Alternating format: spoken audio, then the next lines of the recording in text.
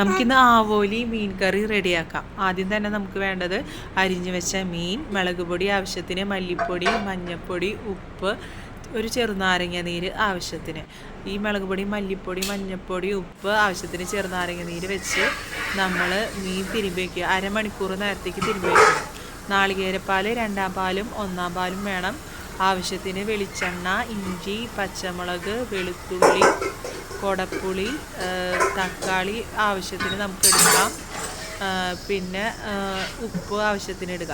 അപ്പോൾ സബോള, വെളുത്തുള്ളി, ഇഞ്ചി, പച്ചമുളക്, വേപ്പില ഇട്ടിട്ട് വാട്ടുക.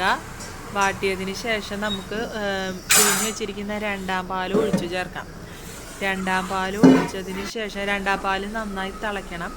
തിളച്ച ശേഷം നമുക്ക് അരമണിക്കൂർ റെസ്റ്റ് ചെയ്യാൻ വെച്ചിരിക്കണം മീൻ എടുത്തിട്ട് മെല്ലെ ഇതിലേക്ക് ഇടുക. നമ്മൾ ഒരിക്കലും ഇളക്കരുത്. ചട്ടിയുടെ ഇരുവശങ്ങളും പിടിച്ചിട്ട് ഒന്ന് ഇതാക്കാനേ പാടുള്ളൂ, അല്ലെങ്കിൽ ചിലപ്പോൾ മീൻ ഉടയാൻ സാധ്യതയുണ്ട്. അങ്ങനെ 2-ാം പാൽ ഒഴിച്ചിട്ട് കുടപ്പുളിയൊക്കെ ചേർത്ത് നന്നായി തിളച്ച ശേഷം നമുക്ക് 1-ാം പാൽ ചേർക്കാവുന്നതാണ്. 1-ാം പാൽ ചേർത്ത് കഴിഞ്ഞാൽ പിന്നെ അങ്ങനെ അധികം തിളയ്ക്കാൻ പാടില്ല കേട്ടോ, അപ്പോൾ അതിൻ്റെ മണം പോവും. അതിനുശേഷം നമ്മൾ ഇത് കാച്ചനായിട്ട് നമുക്ക് വേണ്ടത് അരിഞ്ഞു വെച്ച ചുവന്നുള്ളി, പിന്നെ അരിഞ്ഞു വെച്ച ചുവന്നുള്ളി, വേപ്പില, പിന്നെ വറ്റൽമുളക്, ഇത് 3 ചേർത്ത് നന്നായിട്ട് കാച്ചിയ ശേഷം ഈ മീൻ കറിയിലേക്ക് ചേർക്കും.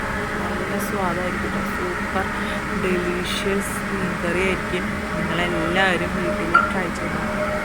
ആവോലിക്കറി ഇങ്ങനെയൊന്ന് വെച്ച് നോക്കാം, കഴിച്ച് നോക്കാം. അഭിപ്രായം എൻ്റെ അടുത്ത് പറയണം കേട്ടോ. എന്തെങ്കിലും സംശയം ചോദിക്കണേ.